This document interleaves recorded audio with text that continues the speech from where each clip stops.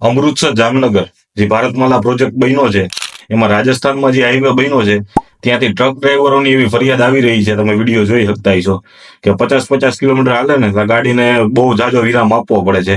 નકર જો એક દાડી તમે 200-500 કિલોમીટર ખેંચી લ્યો તો ટાયર ફાટી જવાની સંભાવના રહે છે, અને તમામ ટાયરો છે એ ઓગળી જાય ને એવો ડામર પાથરો છે.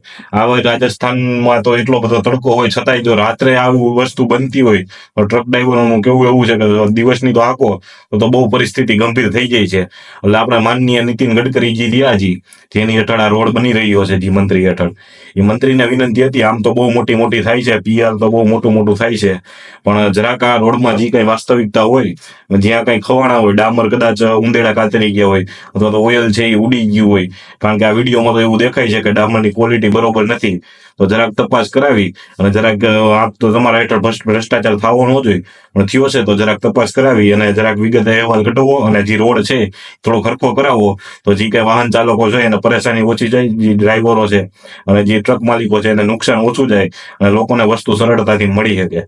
એટલે જરાક મંત્રીજીને વિનંતી હતી કે જરાક આની તપાસ કરાવી અને પેલા તો રોડ હરખો કરાવવો તો સારું. ધન્યવાદ.